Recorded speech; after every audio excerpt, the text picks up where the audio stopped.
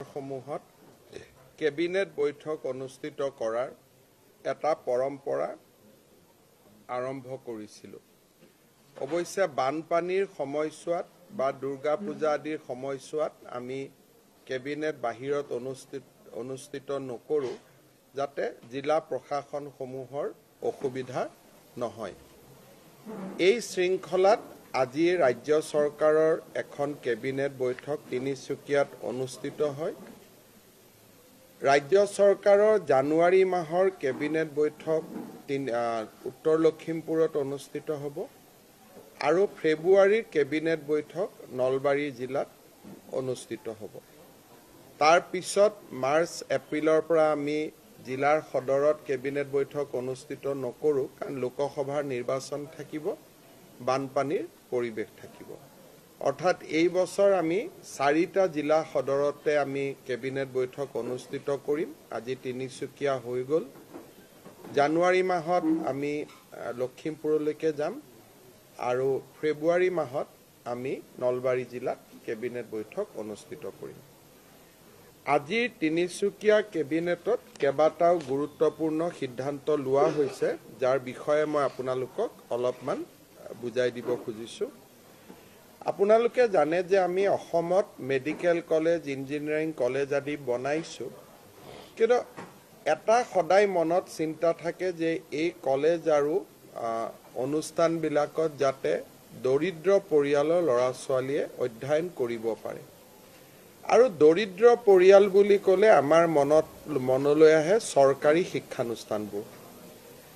আজি কেবিনেটে এটা সিদ্ধান্ত লৈছে যে অসমৰ ইঞ্জিনিয়াৰিং কলেজসমূহৰ 5% চিট আমি গভৰ্ণমেণ্ট স্কুলত 7মান শ্ৰেণীৰ পৰা 12মান শ্ৰেণীলৈ একেৰাহে পঢ়া ছাত্ৰ ছাত্ৰীৰ কাৰণে সংৰক্ষিত কৰিম। তাৰমানে ষ্টুডেণ্ট এজনে ক্লাছ 7ৰ পৰা গভৰ্ণমেণ্ট স্কুলত পঢ়া হ'ব লাগিব আৰু up to 12 higher secondary government স্কুলখনৰ পৰাই উত্তীৰ্ণ হ'ব লাগিব। তাৰ বাবে তেওঁলোকৰ বাবে 5% ইঞ্জিনিয়াৰিং কলেজৰ চিট আৰু 5% মেডিকেল কলেজৰ চিট সংৰক্ষণ হ'ব। এইটো এটা আজি আমাৰ সিদ্ধান্ত গ্ৰহণ কৰা হৈছে। চৰকাৰে উদ্যোগীকৰণৰ ওপৰত আমি যথেষ্ট গুৰুত্ব দি আহিছোঁ। আজি ৰাজ্য চৰকাৰে অসমত নতুনকৈ বিনিয়োগৰ বাবে 438 কোটি টকাৰ 3টা প্ৰপ'জেল অনুমোদন কৰে। এই প্ৰপ'জেলবিলাকৰ ভিতৰত প্ৰথমটো হ'ল যে এখন টাটাই তাজ হোটেল কাজিৰঙাত প্ৰতিষ্ঠা কৰিব। গুৱাহাটীত এখন ৰেডিশ্যনৰ নতুন হোটেল এখন প্ৰতিষ্ঠা হ'ব আৰু বঙাইগাঁও জিলাত ভাগ্যশ্ৰী উদ্যোগ বুলি এটা কোম্পানীয়ে বেম্বো ক্ৰেছ বেৰিয়াৰ বনাব। অৰ্থাৎ আপোনালোকে জানে যে PWDয়ে যেতিয়া নেশ্যনেল হাইৱে বনায়, ক্ৰেছ বেৰিয়াৰবিলাক লোহাৰ হয়, ষ্টীলেদি বনায়। কিন্তু এখেতসকলে কৈছে যে অসমৰ বেম্বোক আমি যদি ট্ৰিটমেণ্ট কৰি লওঁ, তেতিয়াহ'লে লোহাৰ ক্ৰেছ বেৰিয়াৰতকৈ বেম্বো ক্ৰেছ বেৰিয়াৰ বেছি শক্তিশালী। এই তিনিওটা উদ্যোগে আমাক 438 কোটি টকাৰ ইনভেষ্টমেণ্ট প্ৰপ'জেল দিছিলে। কেবিনেটে ষ্টেট ইণ্ডাষ্ট্ৰিয়েল পলিচি অনুসৰি এই ইনভেষ্টমেণ্ট প্ৰপ'জেলকেইটা অনুমোদন কৰে। ইয়াৰ ফলত ৰাজ্যত 1400 নতুন সংস্থাপনৰ সুবিধা বৃদ্ধি হ'ব। আমাৰ ৰাজ্যত CSR বুলি ক'লে বিভিন্ন বিভাগে বিভিন্ন ধৰণে বিভিন্ন কোম্পানীৰ পৰা CSR সংগ্ৰহ কৰে আৰু দেশত 25,000 কোটি টকাৰ CSR কোম্পানীসমূহে আগবঢ়ায়। অসমে মাত্ৰ তাৰ 350 কোটি টকা লাভ কৰে, কাৰণ আজিলৈকে অসমত CSR অথৰিটি নাছিলে, যোনে সংঘবদ্ধভাৱে বা এটা ছিষ্টেমেটিকেলি ভাৰতৰ বিভিন্ন কোম্পানীসমূহক এপ্ৰ'চ কৰিব পাৰে যে অসমত আপোনালোকে বিনিয়োগ কৰক আৰু বিনিয়োগৰ আমি আপোনালোকক সুবিধা কৰি দিম।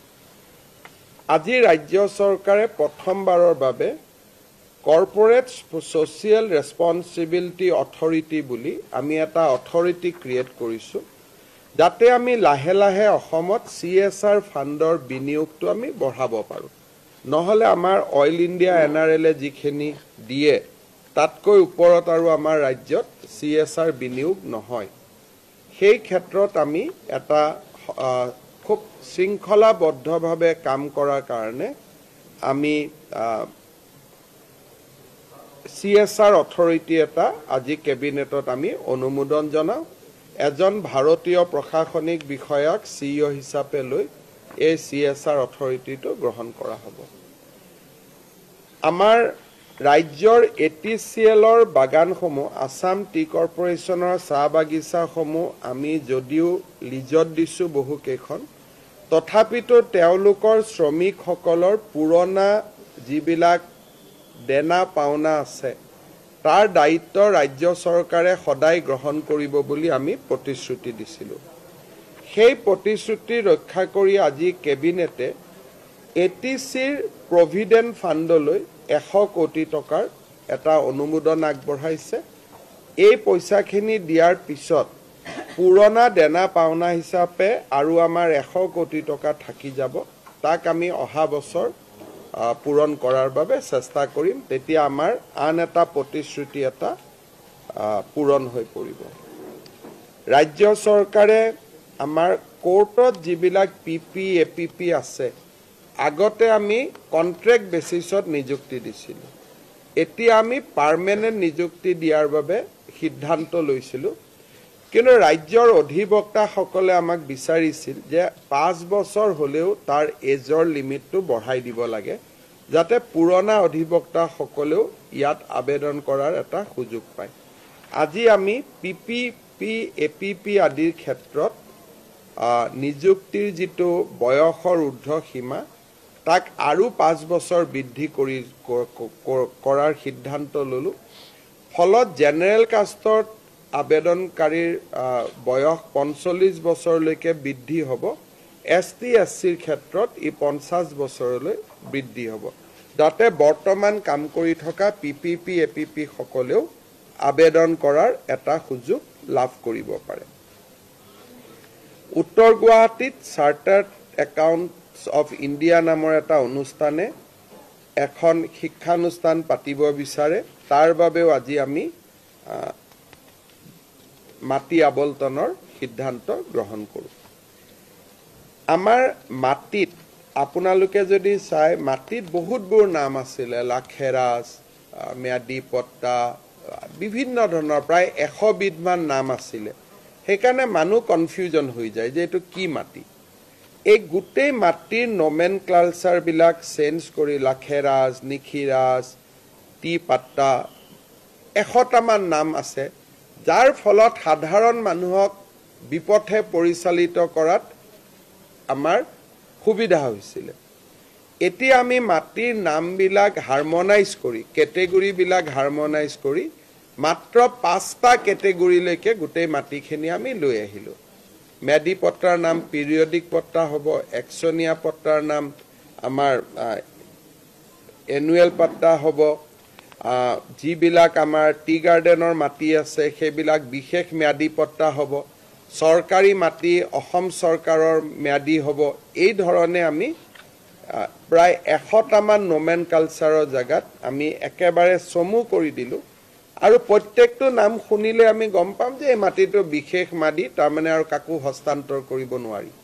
এই মাটিটো ম্যাদী পট্টা, পিৰিয়ডিক পট্টা, তাৰমানে ইয়াক বিক্ৰী কৰিব পাৰি। আগতে ইমান নাম আছিল যে সাধাৰণ মানুহ হাবুডুবু খাই যায়। ইয়াক আজি আমি সংশোধন কৰি এটা সুন্দৰ আমি হিচাপলৈকে লৈ আহিলোঁ।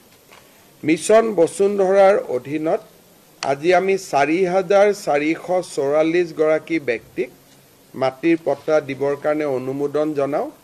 আপোনালোকক জনাবলৈ পাই মই ভাল পাইছোঁ যে আমি মিছন বসুন্ধৰা দ্বিতীয়ত বৰ্তমানলৈকে 2,10,000 মাটি আমি নিষ্পত্তি কৰিব পাৰিছোঁ। অৰ্থাৎ 2,10,000 জনে মাটিৰ পট্টা পাবলৈ সক্ষম হৈছে সেই শৃংখলাত আজি আমি আৰু 4444 জনক আগুৱাই দিলো সংখ্যাটো আজি আৰু বাঢ়ি গল গতিকে আমি ভাবো যে 31 ডিসেম্বৰত মিশন বসুন্ধৰা দ্বিতীয়টো সামৰণি হ'ব তৃতীয় আৰম্ভ কৰাৰ আগত আমি অতি কমেও 2,20,25,000 মানুহক মাটিৰ পট্টা দিব পাৰিম তিনিচুকীয়া জিলাতে অসমৰ ভিতৰত হাইয়েষ্ট মাটিৰ পট্টা হৈছে এটা সাধাৰণভাৱে এটা মই উল্লেখ কৰিলো আজি আমি এটা কেবিনেটে এটা গুৰুত্বপূৰ্ণ সিদ্ধান্ত লৈছো আমাৰ ৰেশন কাৰ্ড বিলাক সৰকাৰি অৱসৰপ্ৰাপ্ত কৰ্মচাৰীয়ে নাপাইছিল যেহেতু তেওঁলোকে পেনশন পাইছিল আজি আমি কেবিনেটে এটা সিদ্ধান্ত লৈলো যে 4th গ্ৰেডৰ ৰিটায়াৰ্ড পাৰ্সনেলেও ৰেশন কাৰ্ড পাব পাৰিব গ্ৰেড 4 যদি মই সৰকাৰি চাকৰিয়ালে ৰেশন কাৰ্ড নাপায় যেহেতু এটো দৰিদ্ৰ মানুহৰ কাৰণে দিয়া হয় কিন্তু গ্ৰেড 4ৰ ৰিটায়াৰ মানুহ এজনকো আমি দৰিদ্ৰ বুলিয়ে ধৰি লৈছো আৰু তেওঁলোকে ফ্ৰী ৰেশন আৰু আয়ুষ্মান ভাৰতৰ সেৱা লাভ কৰিব পৰাকৈ ৰেশন কাৰ্ড লাভ কৰিব কিন্তু গ্ৰেড 3 এ নহয় এটো অনলি ফৰ গ্ৰেড 4 আজি কেবিনেটত সেই সিদ্ধান্তটো আমি গ্ৰহণ কৰিছো ইয়াৰ উপৰিও আন কিছুমান ৰুটিন সিদ্ধান্ত আমি লৈছো যিখিনি আপোনালোকৰ ইন্টাৰেষ্ট থাকিলে পিছত মোৰ টুইটত বা অসম চৰকাৰৰ ষ্টেটমেন্টত আপোনালোকে পঢ়ি ল'ব পাৰিব আমি যিখন জিলালৈ যাওঁ সেইখন জিলাত কিছু উন্নয়নমূলক কাম কৰাৰ বাবে আমি প্ৰচেষ্টা কৰো এই প্ৰচেষ্টাৰ অধীনত আজি তিনিচুকীয়া জিলাৰ বাবে মই কেইটামান কেবিনেটে অনুমোদন কৰা আঁচনি ঘোষণা কৰিব খুজিছো তিনিচুকীয়া পৌৰসভাৰ বা তিনিচুকীয়া বিধানসভা সমষ্টিত আমি থানা চাৰিআলিত এটা মাল্টি লেভেল কাৰ পাৰ্কিং বনাবৰ কাৰণে সিদ্ধান্ত লৈছো তিনিচুকীয়া বাইপাছত আমি এটা আইএসবিটি বাস টাৰ্মিনাস এটা বনাবৰ বাবে সিদ্ধান্ত গ্ৰহণ কৰিছো এটা ট্ৰাক টাৰ্মিনেল এটা আমি বনাবৰ কাৰণে সিদ্ধান্ত গ্ৰহণ কৰিছো কাৰ পাৰ্কিং হল আইএসবিটি হল ট্ৰাক টাৰ্মিনেল হল তিনিচুকীয়া মেডিকেল কলেজলৈকে যোৱা ৰাস্তাটোৰ ওপৰত আমি এখন উৰণীয়া সেতু আজি আমি অনুমোদন কৰিছো যাতে যান বাহনৰ ভিৰৰ পৰা আমি ৰক্ষা কৰিব পাৰো ইয়াৰ উপৰিও তিনিচুকীয়াৰ নপুখুৰী পাৰ্কৰ উন্নয়নৰ বাবে আমি 10 কোটি টকা দিব খুজিছো বৰদলৈ নগৰ পাৰ্কৰ বাবে আমি 2 কোটি টকা অনুমোদন আগবঢ়াইছো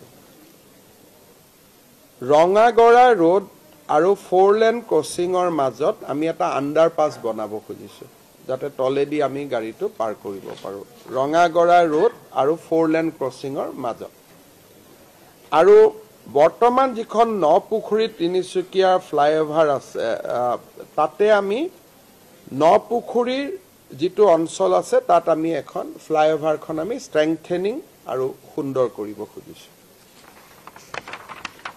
সাবুৱাৰ সমষ্টিত আমি বৰ্তমানৰ সাবুৱা সমষ্টিত কোৰ্ট তিনিআলিৰ পৰা ডিসি অফিচৰ পৰা গুৰু টেগ বাহাদুৰ যিটো ৰাস্তা তাক আমি অতি সুন্দৰ কৰি উইথ ড্ৰেইনেজ আমি বনাব খুজিছো যাতে ৰাইজৰ উপকাৰ হয় ডুমডুমা কলেজৰ বাবে আমি এখন ষ্টেডিয়াম এখন ইনডোৰ ষ্টেডিয়াম এখন দিব সিদ্ধান্ত লৈছো তাত 12 কোটি টকা লাগিব ডুমডুমা টাউনত আমি আৰু এটা খুকিয়াকৈ ইনডোৰ ষ্টেডিয়াম এটা বনাবৰ কাৰণে সিদ্ধান্ত লৈছো সেইটোটো প্ৰায় 12 কোটি টকা লাগিব ডুমডুমা নদীৰ ওপৰত আমি এখন আৰসিসি ব্ৰিজ দিব সিদ্ধান্ত লৈছো আৰু ডুমডুমা টাউনৰ আমি এখন ফ্লাইওভাৰ বনাবৰ কাৰণে সিদ্ধান্ত লৈছো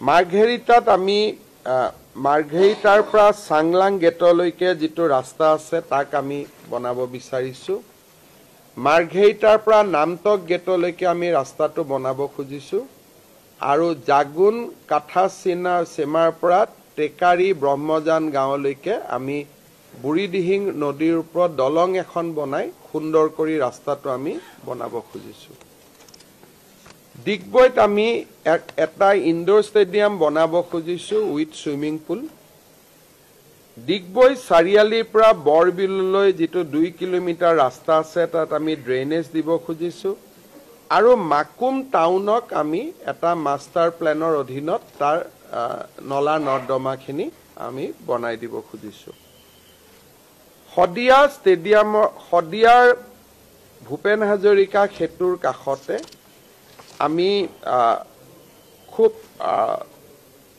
সুন্দৰ কৰি এটা ভূপেন হাজৰিকাৰ ষ্টেচু বনাব খুজিছোঁ ষ্টেচু উইথ পাৰ্ক আদি প্ৰায় 6-7 কোটি টকা তাতে আমি খৰচ কৰিম ভাল কৰি বনাব খুজিছোঁ চাপাখোৱাত এখন ষ্টেডিয়াম আমি বনাব খুজিছোঁ আৰু এখন ষ্টেডিয়াম আমি কাকপথাৰত বনাব খুজিছোঁ চাপাখোৱাটো এখন কাকপথাৰটো এখন বুঢ়াবুঢ়ী থানৰ বাবে 5 কোটি টকা আমি অতিৰিক্তকৈ দিব খুজিছোঁ যাতে বুঢ়াবুঢ়ী থানখন সুন্দৰ হৈ যায় আৰু অমৰপুৰ গাঁৱত লাইট যাব পৰা নাছিল প্ৰায় 40-50 কোটি টকা লাগে বাবে ইমান দিন অমৰপুৰত লাইট যোৱা নাছিল আমি 50 কোটি টকা খৰচ কৰি ইলেক্ট্ৰিচিটি গ্ৰিড আমি অমৰপুৰলৈ লৈ যাবৰ বাবে সিদ্ধান্ত লৈছোঁ ইয়াৰ উপৰিও তিনিচুকীয়া ডিস্ট্ৰিক্ট ষ্টেডিয়ামখনৰ বাবে আমি 50 কোটি টকা অনুমোদন দিছোঁ যাতে সুন্দৰ কৰি ফ্লাড লাইট ধুনীয়া কৰি বনাব পাৰে মোৰ ওচৰত আহিছিলে 15 কোটি টকা বিচাৰি মই 50 কোটি টকা অনুমোদন কৰি দিছোঁ যাতে খুব তিনিচুকীয়াৰ ঐতিহ্যৰ লগত লগ লগাই খুব ধুনীয়াকৈ যাতে আমি বনাব পাৰোঁ এই গোটেই কামখিনি আপোনালোকে কেতিয়া হল কি হল বুলি মোক নুখুদিব ঠিক 26ৰ আগতহে হিচাপটো ল'ব কাৰণ কোনোবা এই বছৰ হ'ব কোনোবা অহা বছৰ হ'ব গতিকে হিচাপটো 26ৰ আগত ল'ব প্ৰত্যেকবাৰে আহিলে নুখুদিব কাৰণ একেলগে গোটেইখিনি আমি নকৰোঁ আজি 3টা কালি 4টা এনেকে কৰি যাম কিন্তু 26ৰ আগতে গোটেইখিনি ইন প্লেস হৈ যাব শেষত মই এটা সৰু ঘোষণা কৰিব খুজিছোঁ যে প্ৰত্যেক বছৰে আমি 2 ডিচেম্বৰৰ দিনত 2 ডিচেম্বৰৰ আগমুহূৰ্তত অসম দিৱসৰ আগমুহূৰ্তত আমি চুকাফা বঁটা ঘোষণা কৰোঁ এইবাৰ অসমৰ প্ৰখ্যাত সাংবাদিক সেন্টিনেল কাকতৰ প্ৰাক্তন সম্পাদক ধীৰেন্দ্ৰনাথ বেজবৰুৱা ডাঙৰীয়াক আমি চুকাফা বঁটা প্ৰদান কৰাৰ বাবে সিদ্ধান্ত লৈছোঁ আজি কেবিনেটত এইখিনি সিদ্ধান্ত আছিল আপোনালোকে এনে মোৰ কথাখিনিটো ৰেকৰ্ড কৰিছে গতিকে টুইটতো আপোনালোকে পাব পিছত তথাপিতো যদি কিবা আছে আপোনালোকে সুধিব পাৰে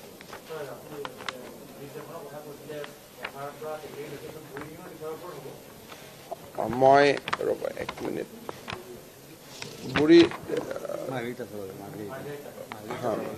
Jagun Kathasima to Tekeri Brahmajan road with a bridge over river Burhidihing